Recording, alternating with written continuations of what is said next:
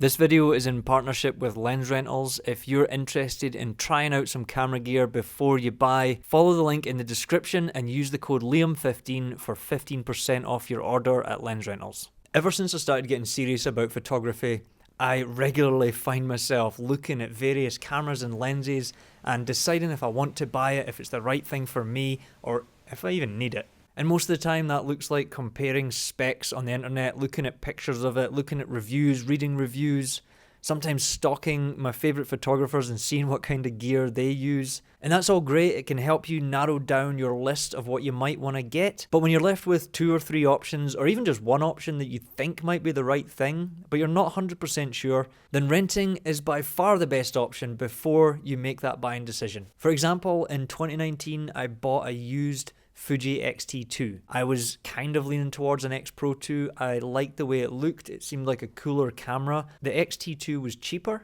and the spec list seemed a little bit better than the X Pro 2, at least at the time. I don't remember if there was a firmware update since then. So I bought the X-T2 and I loved it. It was a great camera. I shot with it for over a year, but eventually I got a hold of a used X Pro 2 and immediately I knew that that was the camera that I should have bought the whole time.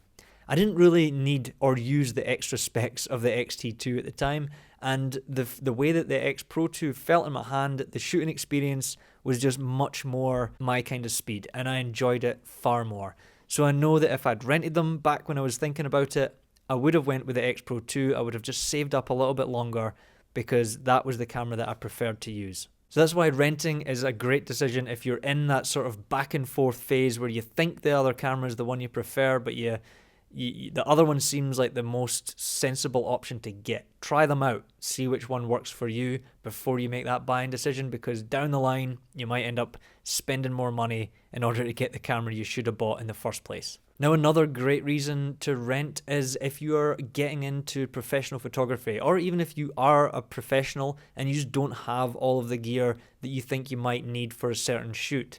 You can rent that thing. A common thing is the 70 to 200 lens. They're always expensive, but they're amazing professional quality lenses, and it's something you can build your portfolio with while you don't have to invest all of that money up front to get the lens. You can just save up while you're also renting the lens for the shoots that you need. And this is especially true if you're a wedding photographer. A lot of people getting started out in wedding photography have one camera, and you should really have 2 at all times in case something goes wrong. If one of your cameras breaks down at a key moment, you don't have another camera. You're going to have to pull out your phone and start shooting with that. And so if you need to rent that extra camera body and maybe an extra lens to get you through the day, you can also rent a dual camera strap, and you can have both cameras on your person ready to go at all times of the day. You can have your wide angle on your right side and your long lens on your left side, and you can switch out and ready to go, and you can get all those different shots in a very short period of time. And then do that for a few shoots and save up, and you can buy your extra stuff and just have it and not have to worry about renting.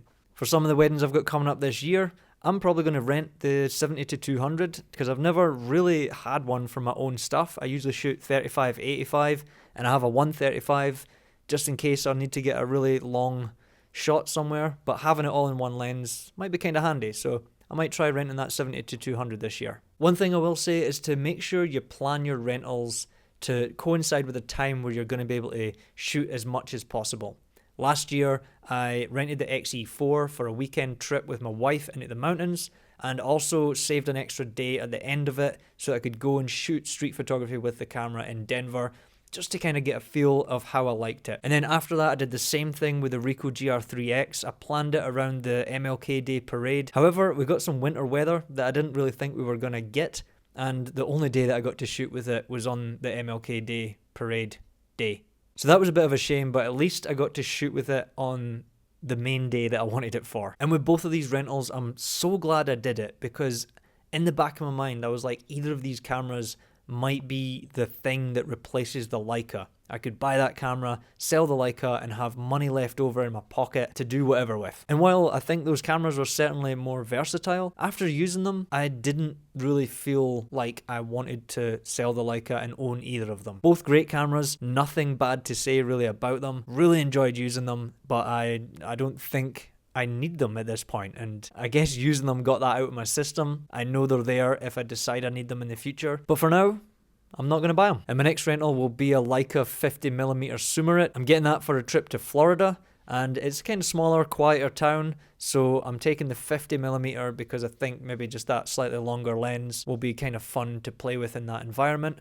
I'll take the 35 as a backup just in case I hate it. But what I'm hoping to do is try it on the Leica M262 and also try it on the EOS R6 and see how it performs adapted to the Canon as well as on the Leica, and maybe compare them. So street notes / comparison video in Florida coming up soon. And it's not so much that I'm interested in buying a 50mm Leica lens, I'm just curious to shoot with it. I don't have the cash to buy it, but I can rent it. It's not that expensive to rent for a week, and it seems like it'll be fun to shoot with, so great. And look, ultimately this is your decision. I'm just putting my opinion out there. If you have the money and you enjoy buying this stuff and then reselling it if you're not using it or just collecting, that's absolutely fine. Go for it. But if you're kind of like me and you don't really have the cash or the space and you hate reselling stuff because it's a process and you don't like doing it, then I highly recommend giving Lens Rentals a try. I rented from them before I even had a partnership with them, and the process is seamless. It arrives in a box with a Pelican case and a nice soft bag thing inside it. You can use the bag to carry it around if you want. You shoot with it for a while, and when it's time to go back, they'll send you a reminder email. There's a label inside the box. There's even tape inside the box, so it's really easy. Drop it off at your nearest FedEx or wherever. And if you do use the links in the description, full disclosure, it's affiliate links, so I get a small kickback. But if you also use the code Liam15, you get 15% off your order. So let me know in the comments if you're thinking of renting something. What are you looking at renting? Also, let me know if there's something that you'd like to see me shooting with in a future episode of Street Notes or in a review video or anything like that. Alright, thank you very much for watching. The sun is going away, so this exposure has completely changed, I think. Like and subscribe if you haven't already. Hit the bell to be notified of future videos, and I'll see you in the next one. Cheers.